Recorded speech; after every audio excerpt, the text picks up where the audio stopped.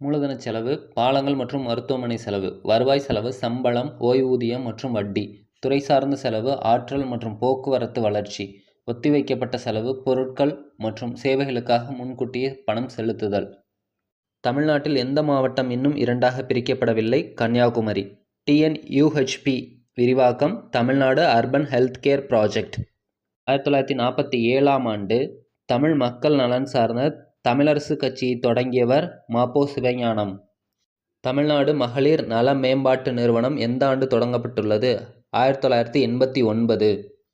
பொறுத்துக. 1953 கலைக்கல் commission, 1979 Mandal commission, 1976 civil உரிமைகள் பாதுகாப்பு சட்டம், 1992 தேசிய பிற்படுத்தப்பட்டோர் வகுப்பினருக்காக நிதி மற்றும் வளர்ச்சி நிர்வாகம். அரசியல் கட்சிகளுக்கு சின்னங்களை ஒதுக்குவது தேர்தல் ஆணையம். மாநில திட்டக்குழுவின் தலைவராக செயல்படுபவர் முதலமைச்சர்.